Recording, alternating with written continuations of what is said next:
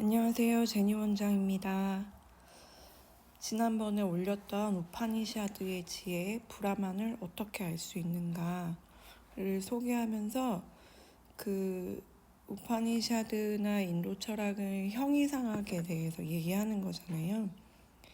근데 그런 인도 철학이나 이제 요가 철학이 요즘 자기계발서에 많이 인용된다 하면서 거기서 말하는 중심 내용이 브라흐만을 아는 자가 브라흐만이 되는 거고, 내 아뜨만 참 자아가 브라흐만임을 깨달으면 그것이 범아일여라는 우파니샤드의 지혜를 깨닫는 게 되고 해탈을 이룬다라는 게 우파니샤드 형이상학이라면, 우선은 거기서 우리가 알 수 있는 게 인도 철학이나 요가 철학은 자아, 그러니까 나라는 이 자아를 여러 개로 본다는 거예요. 가짜 자아가 있고 참자, 진짜 자아가 있고, 인간이 가지고 있는 본성 자체를 동물적인 야성이 있고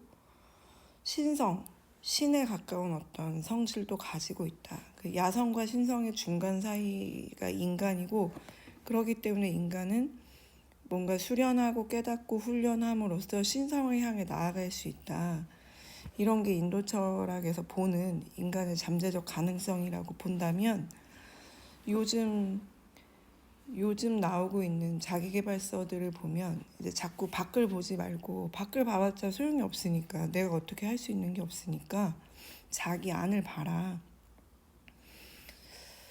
그런 이유가 많은데, 그 중에서 특히 지난 시간에 소개했던 임근동 교수님의 그 우파니샤드 자아탐과 명상에서 브라흐만을 아는 방법에 대해서 얘기를 하셨거든요.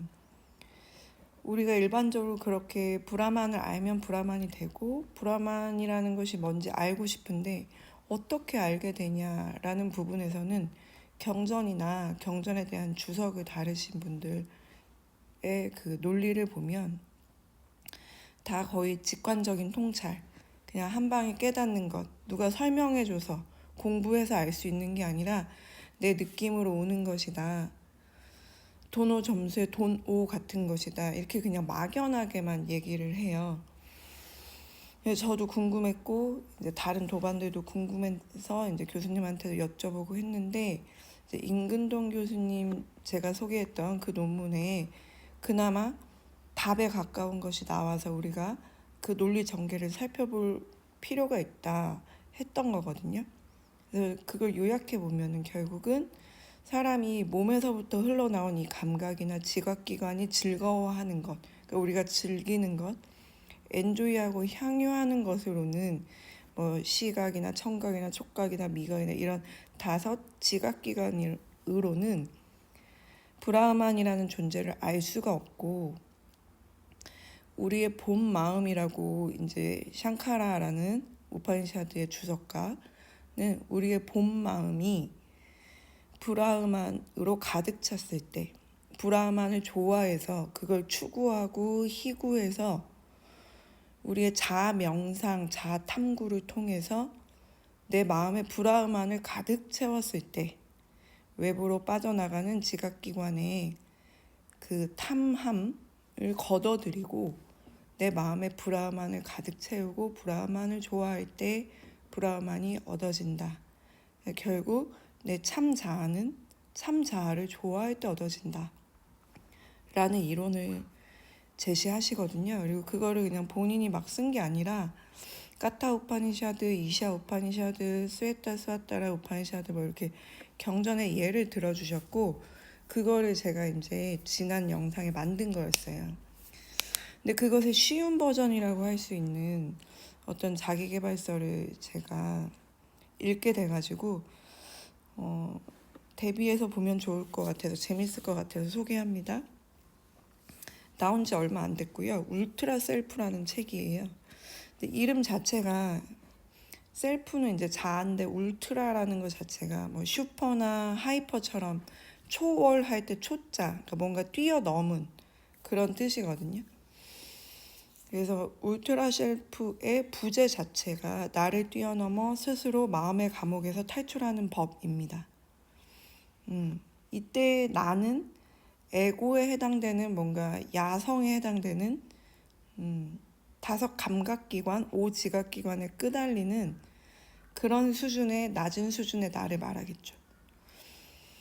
그걸 뛰어넘어서 그래서 울트라 초라는 단어를 쓴 것 같고 스스로 마음의 감옥에서 탈출하는 법. 이게 굉장히 요가적인 말이거든요. 요가에서 이걸 하는 거거든요. 요가나 불교 명상에서 맨날 말하는 게 내 한계를 내가 짓고 내 마음의 감옥을 내가 만들어 놓은 거기 때문에 그거를 뛰어넘자. 그러니까 내 까르마 업보는 내가 만든 거고 내 쌈스카라를 내가 알아서 내가 알아차려서 그 감옥에서 벗어났을 때 그 고통이라는 심리에서 벗어나서 해방됐을 때 그게 해탈이다라고 말하는 이 부제 자체가 그냥 벌써 해탈을 얘기하는 거예요. 그래서 설명을 보면은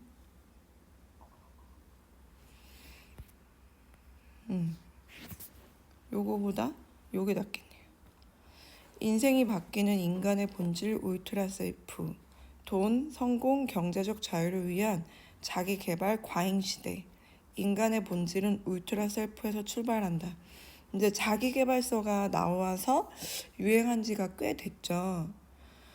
그래서 이제 자기 개발이 뭐 이거 이렇게 해라, 뭐 아침 새벽 몇 시에 일어나라, 뭐는 뭐 어떻게 해라 굉장히 많은데 이제는 하다가 외적인 방법에서 안으로 들어온 거예요. 인간의 본질인 울트라 셀프, 그러니까 자아가 여러 개고 그 여러 개 자아 중에 초월적인 자아, 울트라가 초월, 초 뛰어넘을 초자라고 했잖아요. 슈퍼자아, 하이퍼자아를 찾아라 라는 걸로 온 겁니다. 대부분의 사람은 비스트 셀프, 이게 동물적인 자아잖아요.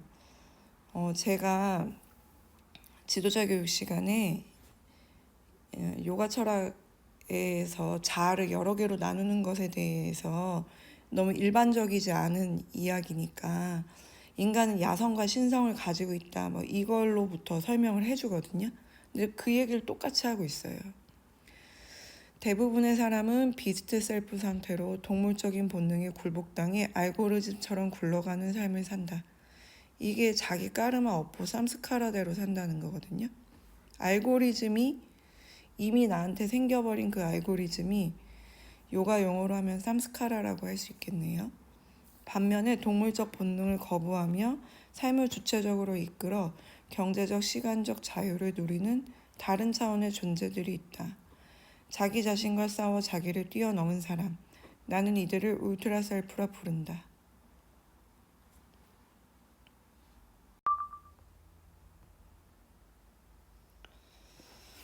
돈, 성공, 경제적 자유를 위한 자기 개발 과잉 시대. 미안한 말이지만 그 결론은 정해져 있다. 모두 무의미하다. 인간의 본질이 빠진 노력은 헛수고에 가깝다. 인간의 본질이 빠진 노력은 헛수고에 가깝다. 너무 동의합니다. 너무 동의하고 제가 이 책을 우리 강사 독서 모임에 추천했던 이유도 그렇고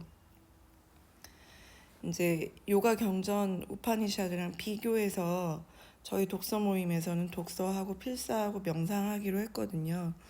거기서는 이제 전문을 다 다룰 거고 이제 유튜브에서는 어쩔 수 없이 그 딱 지난번 영상에서 말씀드렸던 어떻게 브라만을 도노하는데 도노 점수에서 도노 한 방에 깨닫는데 느낌을 사용해 자신이 좋아한다는 그 느낌을 사용하느냐 그 부분에 대해서만 이제 매칭시켜서 소개하려고 하거든요. 근데 이 작가 자체가 자기계발 과잉 시대에 그게 왜 안 됐냐라고 문제점의 해결책을 인간의 본질을 알려고 노력하지 않아서이다. 너무 동의해요. 인문학에 대해서 그리고 순수 인문학, 순수 철학에 대해서 요즘 현대 시대에 굉장히 필요합니다. 뭐 지금이 아니었어도 거의 클래식처럼 이렇게 이어져 내려왔다는 것은 인간에게 굉장히 필요하기 때문에 이어져 내려온 거거든요. 근데 기술이라던가 사회 어떤 원리라던가 이론을 배우는 공부도 굉장히 중요하지만 우선은 인간이기 때문에 인간의 본질을 꿰뚫어 보는 그것이 없다면 좀 다속빈 강정과도 같다. 그래서 사회적으로 성공하거나 어떤 기술적으로는 마스터가 될 수 있지만 내 인생이 허무하고 내 감정 정리가 안 되고 마음 정리가 안 돼서 이상한 욕구나 욕망, 사이코패스처럼 이렇게 흐르게 되는 이유가 이 현대 시대가 너무 그 기술 발전이라던가 전문가를 향해서 막 가지만 인간의 본질, 자기가 누구이고 무엇인지에 대해서 생각하지 않고 고민하지 않기 때문이라고 생각하거든요. 근데 자기계발서 중에서 그나마 인간의 본질, 인문학적인 얘기를 하고 자아를 여러 그레이드로 나누고 그 자아에서 초월적인 자아, 울트라 셀프로 이야기했다는 것이 제가 이 책을 선정한 이유입니다. 그래서 비스트 셀프, 야성, 동물적인 본능에서 굴복당해 그 알고리즘에 맞춰 그냥 사는, 흘러가는, 굴러가는 삶을 사는 이 비스트 셀프는 경제적으로 결핍되고 시간적으로 결핍되고 근시안적인 사고를 갖고 하기 싫은 일을 하고 있으며 소비자 역할을 한다라고 했고요. 울트라 셀프는 경제적 자유, 시간적 자유, 미래지향적인 사고, 그러니까 더 멀리 내다볼 줄 안다는 거죠. 하고 싶은 일 하기, 생산자 역할을 한다라고 했습니다. 그리고 인간의 두 가지 모드가 있다면 당신은 어느 편에 서겠는가? 입니다. 그러면 이제 본문으로 들어가 보면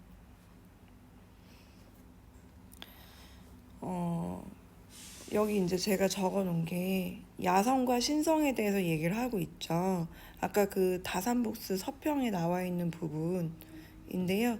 인간에게는 비스트와 갓이라는 두 가지 상태가 있다. 갓 모드, 그러니까 신성 모드죠. 요가에서 말하는 거랑 진짜 거의 유사하게 말해요. 저희 뿌루샤, 아트만 이거 다 뭐죠? 내 안의 신성이죠. 내 안의 신성. 간 모드는 울트라 셀프가 추구해야 할 이상향으로 삶의 지표와 같다. 아래 비스트 셀프와 간 모드를 정리했다. 이를 통해 나는 어디에 해당하고 주변 사람들은 어느 모드에 해당하는지 체크해보자. 인간의 두 가지 상태 비교. 비스트 셀프, 야성이겠죠. 목표는 오로지 생존입니다.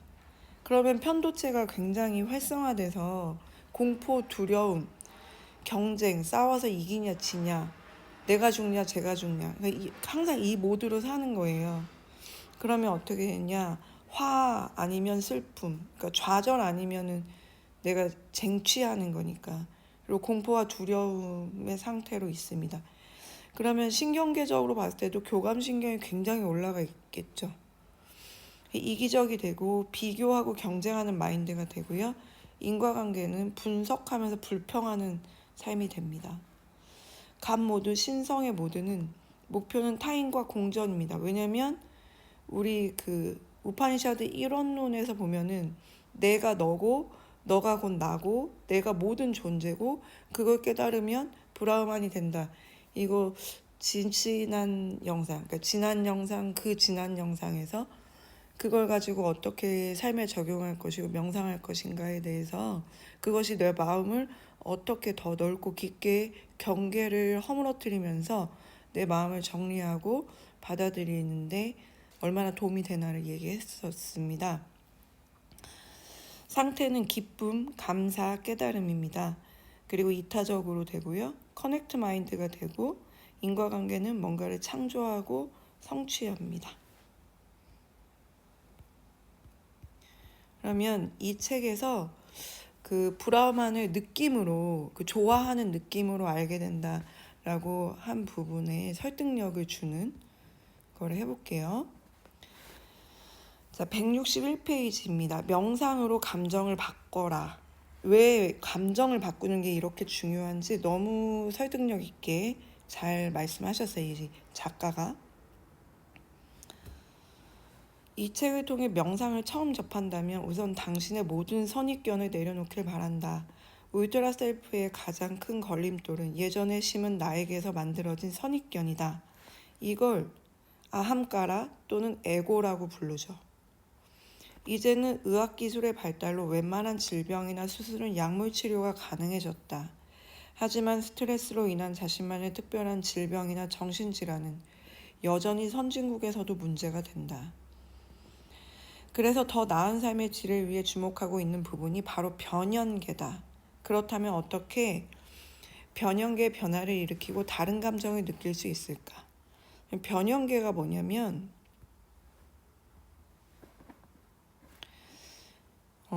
감정적인 뇌거든요. 요거를 한번 해볼게요. 대뇌 변연계 무엇이고 어떻게 작동하는가?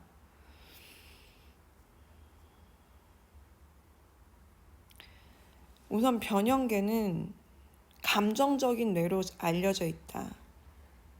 근데 이제 이 챕터에서는 그걸 뛰어넘는 거라고 얘기를 하거든요. 이제 예전에 감정적인 뇌로 알려져 있었는데 뇌 변연계의 기능이 이렇게 많아지는데 우리가 요가하면서 해부학하면서 많이 들어본 말들이 나와요. 시상하부 나옵니다. 시상하부. 얘는 내분비계 자율신경계를 책임지고 호르몬이 나오는 부분이다 얘기하면서 생존에 있어서 가장 중요한 싸움, 도망, 음식 섭취, 생식과 관련이 있다. 그다음에 해마.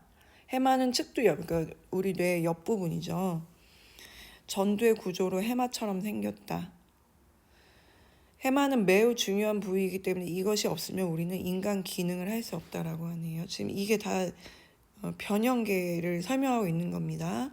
해마는 과거에 일어났던 모든 것에 대한 기억을 관리하고 있다. 편도체 너무 많이 들어봤죠. 우리 명상할 때 편도체 안정화시켜야 된다. 얘도 측두엽에 있는데 주된 기능은 생리학적 행동적으로 상응하는 반응과 감정을 통합하는 것이다. 시상하부와 함께 감정적인 색으로 우리의 감정에 있어서의 기본적인 과정을 파괴하기도 한다. 예를 들어 불안이나 부정적인 감정을 음식, 잠 또는 성적 행동과 연관되어 있다. 감정을 잘 정리하지 않으면 그거에 해당되는 뇌가 제대로 되어 있지 않으면 우리 행동으로 나오는 거예요. 음식, 잠, 성적인 행동으로 나와버리니까. 그 다음에 뇌궁이 있고요. 변연피질이 있고 대뇌피질과 관련된 기타 구조로 이러한 것들이 있습니다. 그래서 변연계가 감정적인 뇌냐, 감정적인 뇌인 건 맞는데 이제 그거보다 더 추가돼서 이런 것까지 간대요. 동기부여, 학습, 기억에 영향을 미칩니다. 대뇌 변연계 생존을 위해 그토록 중요할까? 여기에 문제가 생기면 알츠하이머 생기고 기억 상실도 생기고 뭐 이렇대요. 그래서 다른 많은 질병들과 함께 요즘은 이 대뇌피질, 대뇌 변연계를 살펴보고 있다고 합니다. 그래서 이 책에서도 변연계가 되게 중요하다고 얘기한 거죠. 더 나은 삶의 질을 위해 주목하고 있는 부분이 바로 변연계다. 그러니까 결국 이제는 뇌라는 거예요. 뇌. 우리 요가도 그 얘기 많이 했는데 우리가 몸을 통해서 뭔가 아사나를 만드는 것 같지만 사실은 그 아사나를 만들고 계획해서 이제 건축물 하듯이 막 계획도 설계도를 짜서 구조를 만들어 결국 그 몸의 모양을 만들어내는 게 과연 몸이 하는 것일까요? 뇌가 하는 겁니다. 뇌가. 내 뇌가 내 의도를 그리고 그 한 생각을 꾸준히 이어가서 그 아사나를 성취해 나가기까지 그 호흡이나 힘이나 내 주의 집중력, 예의 주시력을 끌어가는 거는 뇌가 하는 거예요. 요가를 하면 머리가 좋아진다. 머리 좋은 애들이 요가 잘한다. 뭐 이런 그냥 우스갯소리로 하는 게 아니라 경전에도 요가 하면은 뇌가 달라지기 때문에 책이 잘 읽히고 더 지혜로운 사람이 되고 뭐 머리가 좋아진다 막 이런 얘기가 있어서 저도 초보일 때는 그냥 멋있는 말 다 갖다 붙였네. 무슨 몸을 쓰는데 뇌가 좋아져. 그때만 해도 몰라서 몸 따름, 마음 따름, 뇌 따름 이렇게 다 따로라고 생각한 거예요. 근데 지금은 요가 수련을 한 10년 정도 하고 하다 보면 결국 내가 몸으로 이게 형상화되어 구체적으로 눈에 보이지만 이 아사나를 했다라는 것이 근데 굉장히 뇌적인 작용이구나라는 걸 알게 됩니다. 요가하면 뇌도 좋아진다는 소리예요.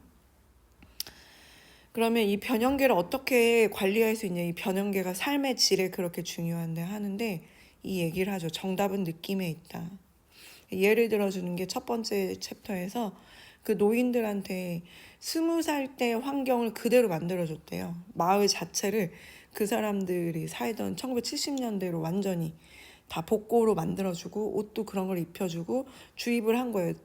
여러분들이 20대가 됐습니다라고 했더니 정말 이 사람들이 처음에는 안 믿었지만 그 환경 속에 녹아 들어가면서 옛날 기억이 떠오르면서 나이를 잊고 막 축구를 하고 놀았대요. 지팡이 짚고 다니시면 놓고.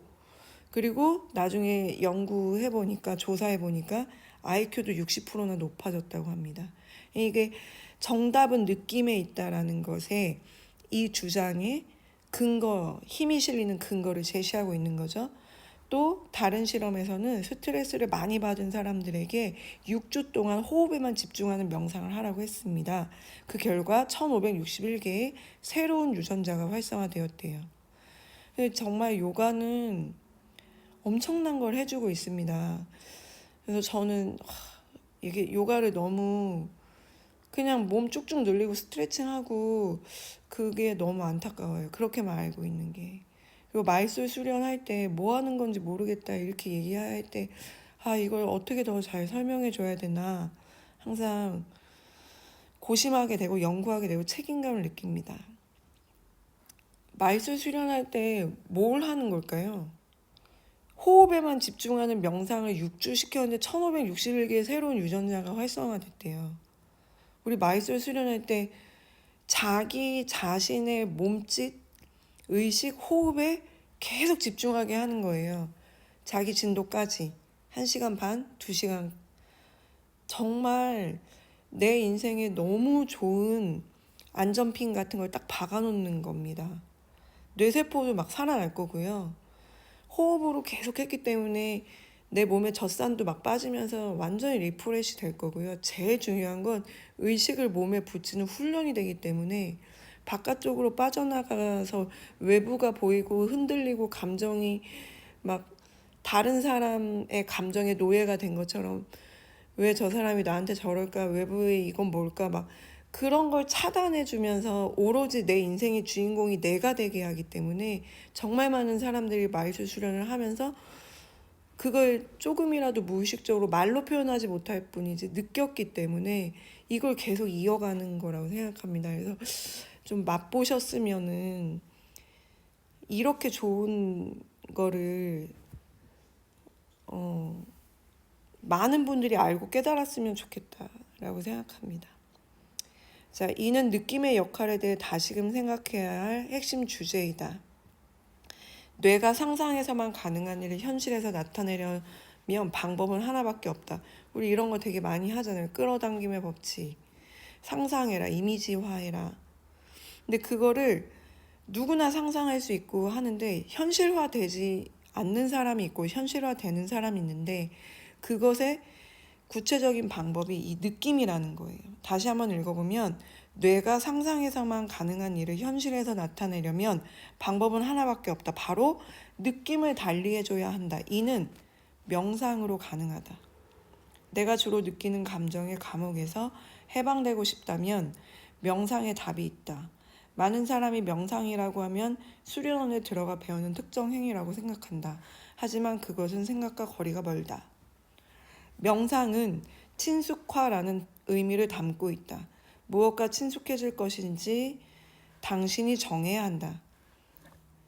브라만을 깨닫는 방법은 브라만을 좋아하는 것으로부터 시작한다. 지난 시간에 말한 그 우파니샤드 경전과 이 책, 자기계발서 책의 유사성에 대해서 지금 제가 계속 얘기하고 있습니다. 이 작가가 대단한 것이 정말 편하고 쉬운 말로 표현했는데 정수를 꿰뚫고 있어요. 명상은 친숙하다. 뭐에 친해질 것인가는 네가 선택하는 것이다. 그거에 친해지면 친해질수록, 그러니까 우리 뇌가 신경 가독성을 가지고 있으면서 내가 계속 많이 생각하고 더 많이 내 머릿속에 담은 것이 내 것이 되면서 그 시놉스가 하나씩 다발이 생겨요. 그리고 우리가 어떤 자극이나 대상에 대해서 감정적인 반응을 하는 것은 우리 부모 때부터 아니면 내가 전혀 어떤 성인이 되기 전까지 그냥 완전 백지장처럼 받아들일 때, 하얀 종이처럼 모든 걸 받아들일 때 주변에 어떤 자극과 반응과 어떤 말, 행동들이 있었느냐에 따라서 나한테 그냥 얼룩져 버리거든요. 그걸 우리는 쌈스카라라고 한 거고, 내가 한 행위에 내가 얼거매지는 것, 그 결과에 내가 인과응보를 받는 것은 까르마라고 한 거예요. 근데 그것들이 다 감정으로 접착되어 있기 때문에 자동적으로 일어나는 거예요. 내 뇌가 그렇게 연결되어 있는 거예요. 그걸 끊어내야 된다는 거예요. 근데 그걸 끊어내서 내가 원하는 것과 친숙화돼야 된다는 겁니다. 그러면 내가 원하는 삶이 펼쳐지고 내가 원하는 거를 달성할 수 있다는 거예요. 상상만 하면 되는 게 아니라 앞에서 말한 것처럼 뇌가 상상해서만 가능한 일을 현실에서 나타낼 수 있는 유일한 방법은 느낌을 바꾸는 거라고 했고, 그 느낌을 바꾸는 걸 명상으로 해야 된다는 거고, 명상은 내가 원하는 것과 친숙화되는 과정인데, 그 친숙화를 할 대상은 네가 선택하는 거예요. 네가 좋아하는 것으로 친숙화하는 것이 명상이다. 예를 들어서 나는 어떤 얘기를 들었을 때 짜증내고 불안하고 막 화를 내는 감정적인 패턴을 보이고 있지만 사실 내가 원하는 것은 그러고 싶지 않은 거예요. 나는 느긋하고 여유롭고 평안하고 조급하지 않게 반응하고 싶어요. 근데 나는 자꾸 내가 원하지 않게 맨날 호들갑 떨고 조급하고 불안해하고 공포에 떨어요. 그러면 할 수 있는 방법 뭐밖에 없다. 내가 원하는 것에 친숙화를 계속시켜서 이 연결을 끊어버리는 수밖에 없다. 명상은 친숙화라는 의미를 담고 있는데 무엇과 친숙해질 것인지는 당신이 정해야 한다. 누구에게나 머릿속에 계속 맴도는 생각이 있는데 자신도 모르게 그 생각을 느낀다. 이게 패턴화된 그 삼스카라를 말하는 거거든요. 이것이 바로 명상이다. 그것이 내가 원하는 것이 아니라면 내가 원하는 것에 계속 친숙화하는 거예요. 그게 명상이다 라고 했습니다. 당신의 감정을 이해하라. 감정의 중독. 우리의 무의식에 자리 잡은 프로그램은 이런 아이와 같다. 고로 감정을 바꾸어야 한다. 어떻게 해야 할까? 내가 중독된 대상에 대한 감정과 애착을 끊어내야 한다. 중독에 빠지는 이유는 중독을 통해 엄마 뱃속에 있는 것 같은 포근함과 따스함을 느끼기 때문이라고 한 전문가는 말했다. 중독을 효과적으로 끊어내려면 중독 대상을 통해 엄마의 감정을 느끼는 것을 끊어내야 한다. 우리가 중독이 되는 이유는 그 중독된 대상에서 내가 뭔가 아주 좋아하는 감정을 느꼈기 때문이고, 그 중독을 끊으려면 그 대상을 아무리 끊어봤자 안 되기 때문에 그 중독된 대상에 느끼는 내 감정을 바꿔버려야지 결국 중독이 끊어진다. 그래서 느낌, 감정을 이해하는 것이 너무 중요하다라고 하고 있죠. 그러면 중독을 왜 끊어야 하냐? 이건 이제 제가 쓴 건데요. 중독에 소모되는 나의 에너지를 세이브하기 위해서다. 이 에너지를 세이브하면 그 세이브된 에너지를 내가 원하는 것에 집중할 수 있게 사용할 수 있기 때문에 우리는 더 성장할 수밖에 없다. 그래서 아주 사소한 중독이라도 그게 내 에너지를 세이브할 수 없게 만든다면 끊어야 한다라는 얘기를 합니다. 여기서도 그 얘기를 하는데요. 중독 대상에 자동으로 반응하는 나를 자유롭게 해주는 것이 중요하다. 중독에서 자유로워지면 중독에 소모되었던 에너지가 남게 되고 내가 원하는 것에 집중할 수 있는 여력이 생긴다. 이는 곧 당신의 성장으로 이어진다. 감정의 이해 두 번째, 정신과 치료의 본질. 모든 생각과 행동 뒤에는 감정이 엮여 있다. 그래서 내가 생각과 행동을 바꾸려면 먼저 감정을 바꿔야 되겠네요. 이 감정이 무엇인지 알지 못하고 끊어내지 못하면 새로운 관점을 가진 새로운 나를 만날 수는 없다. 쇼핑, 도박, 약물, 음란물, 알코올 등에 중독되는 이유는 매일같이 일시적으로 새로운 것을 경험하여 새로운 내가 되고 싶기 때문이다. 근데 다만 높은 수준의 자아라던가 이런 걸 경험해보지 못했기 때문에 자꾸 자극적인 걸 찾아서 나를 새롭게 하려는 거죠. 새로운 자극, 더 흥미로운 거, 더 말초적으로 새로운 거, 나를 막 자극하는 거, 이런 걸 찾으니까 쇼핑, 도박, 약물, 음란물, 알코올 등에 빠진다는 거예요. 이별을 경험한 성인이 아픔이라는 감정을 잊기 위해 술을 마시는 것은 많은 이에게 익숙한 장면이다. 하지만 내가 가진 감정을 아주 잠시 눌러놓은 것일 뿐 근본적 변화는 일어나지 않는다. 근본적인 변화는 나의 일부라고 여기며 기존에 꽉 붙잡고 있던 감정과 이별할 때 생긴다. 정신과에서 어떤 치료가 이루어지는지 알아보자.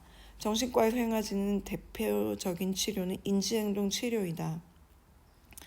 훌륭한 정신과에서 약물 외 치료 방법으로 행해진다. 인지행동 치료를 아주 간단히 설명하면 상대의 이야기를 듣고 어떤 부분에서 생각이 잘못되어 있는지를 짚어주고 다시 이야기해주는 것이다. Here and now, 즉 현 시점을 강조하고 생각을 바꾸어 감정과 행동이 변화하도록 한다. 정신과에서 요즘 가장 현대적으로 약물 외 치료 방법을 하고 있는 게 인지행동 치료인데, 인지행동 치료라는 것 자체가 어떤 문제 행동이 있으면 그 문제의 행동에 대한 인지를 바꿔서 그 행동을 하지 않게 만든다는 거거든요.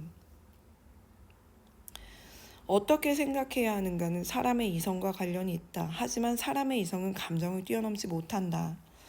평안, 감사도 저지르면 그만이다라는 속담이 있다.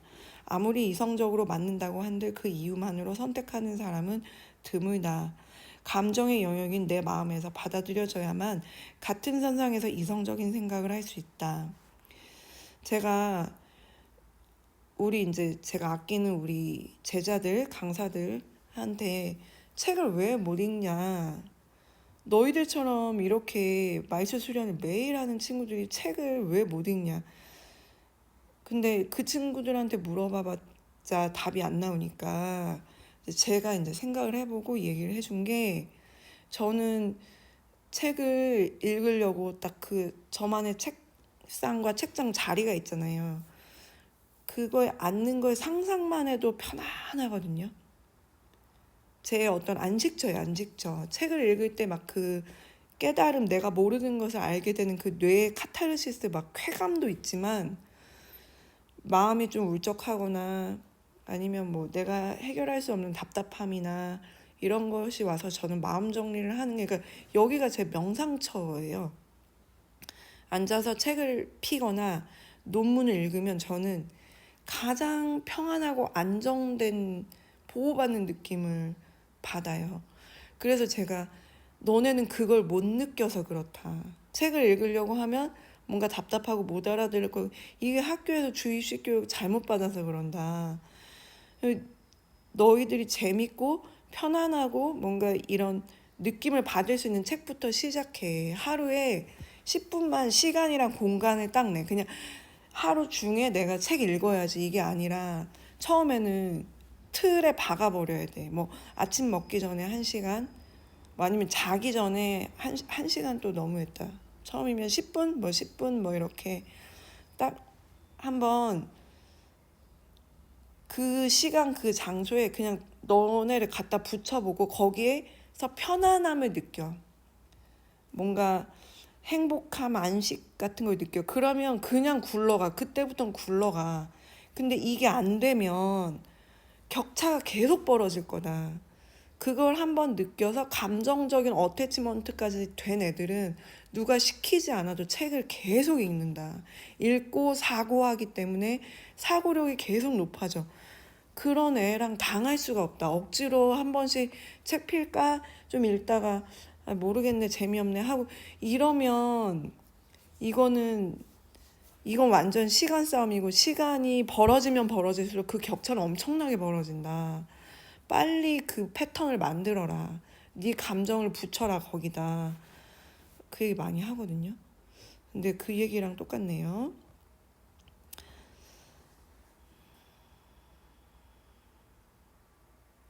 하지만 명상은 인지행동 치료와 같은 이성적인 접근으로는 다가갈 수 없는 감정의 영역을 터치할 수 있다. 독서가 자기 개발에 도움이 된다는 것을 모르는 사람은 없다. 하지만 독서를 생활화할 수 있는 감정이 없기 때문에 저랑 똑같은 얘기를 합니다. 방금 제가 열변을 토했던 머리로 아는 내용을 실천할 수 없는 것이다. 마치 자동차는 슈퍼카인데 연료가 없는 상황과 같다. 소극적인 명상만 제대로 꾸준하게 실천해도 감정적 반응을 덜하게 되는 이유가 여기에 있다. 명상을 소극적인 거, 적극적인 거, 그러니까 레벨 1, 2로 나눠요. 이 책에서 보면. 근데 이 얘기도 제가 예전에 올렸던 영상 중에 명상을 그냥 뭐 저는 지금 행복합니다. 저는 감사합니다. 저 감사하지 않은데 지금 죽을 것 같은데 그렇게 이게 왜곡시켜가지고 하는 그런 명상 아니다. 그거는 뭔가 마음 챙김이라고 해가지고 이게 변형된 거지. 진짜 옛날 경전에서 하던 제대로 된 명상은 정말 치열한 훈련이다. 몰입하고 집중시키는 훈련이 이제 막 자기 상황 왜곡시켜서 그냥 마음 편안하게 만드는 거 그거 명상 아니다. 막 그런 얘기 한 적이 있거든요. 근데 이분이 그걸 알고 있어요. 그래서 요즘 유행하고 있는 당신은 편안합니다. 당신은 행복합니다. 요즘 그런 약간 최면스러운 현실 왜곡시키는 그런 명상을 소극적인 명상이라고 표현하거든요. 근데 그것도 필요하다. 레벨 1 단계에서는 필요하다. 우선 마음이 안정돼야 되니까 그 얘기를 하고 있습니다. 그래서 실제로 명상은 감정에 관여된 뇌의 편도체를 더 두껍게 해준다. 즉 편도체가 안정화된다는 소리죠. 편도체가 두꺼운 사람은, 즉 편도체가 안정화된 사람은 삶에서 어려운 일이라는 펀치를 맞아도 맨 얼굴이 아니라 쿠션을 댄 얼굴에 맞는 것 같은 느낌을 받는다. 그러면 더 잘 견딜 수 있고 더 나아지는 방향으로 생각하는데 할애할 수 있는 에너지를 갖는다. 그래서 많은 사람들이 명상하는 거거든요. 내가 나를 지켜줄 수 있으니까.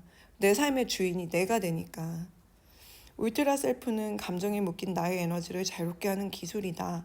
과거의 감정에 얽매이지 않았기에 과거를 반복하는 삶이 아닌 삶의 새로운 장을 써 내려갈 수 있는 것이다. 이거 완전히 요가적으로 긴 말이고 요가적으로 해보면 과거의 감정에 매이지 않았기에 이게 까르마, 업보, 쌈스카라에서 벗어난 거예요.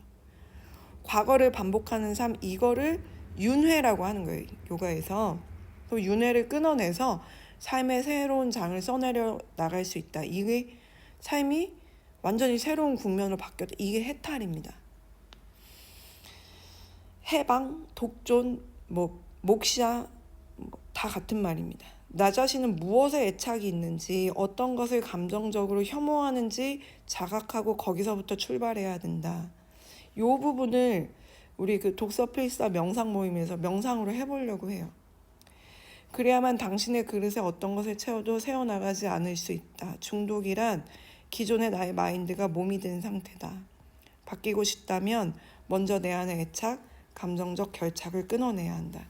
정말 중요한 단어고 이런 단어는 이제 필사하라고 하겠죠. 그 자리에서. 중독이란 기존의 나의 마인드가 내 마음이 몸이 된 게 중독이다. 왜냐하면 내 감정을 불러일으키는 행위를 반복적으로 하는 게 중독이니까. 바뀌고 싶다면 먼저 내 안에 애착, 감정적 결착을 끊어내야 된다.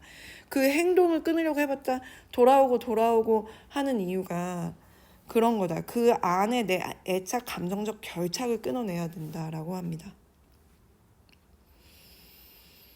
이제 이 부분은 이제 부정적인 감정을 어떻게 끊어내는지에 대해서 여기서는 너무 이분법적인 얘기를 하고 있어서 우리 요가 명상에서는 초월적인 얘기를 하고 있기 때문에 생각해 볼 필요가 있는 거라서 이제 우리 독서 모임에서 함께 해보려고 합니다. 지금까지 지난 시간에 말했던 우파니샤드의 그 지혜에서 브라만을 어떻게 할 수 있는가, 좋아하는 것과 즐기는 것, 즐거워하는 것을 구별해서 즐기는 것은 지각기관이 원하는 것을 만족시켜주는 것이고 좋은 것은 내 본 마음이 여기 말대로 한다면 울트라 셀프가 초월적인 자아가 추구하고 희구하는 것이다. 근데 그걸 할 수 있는 방법은 자아 명상, 자아 탐구다. 그게 임근동 교수님의 우파니샤드 논문이었고 지난번에 소개한 건데 그것은 우파니샤드들, 까타 우파니샤드, 이샤 우파니샤드, 스웨타 스와타라 우파니샤드의 경전의 구절을 해석해가면서 예를 들어준 거고, 이 책 지금 제가 소개한 이 울트라 셀프라는 책은 자기계발서임에도 불구하고 그 우파니샤드에서 말한 인도 철학, 요가 철학의 이야기를 너무 유사하게 가져다 써서 비교해서 보면 좋겠다. 이해하기가 훨씬 좋겠다. 그리고 이제 명상으로 직접 우리가 삶에 적용시키기에 훨씬 좋겠다 싶어서 소개해 드린 겁니다. 여기까지 들어주셔서 감사합니다.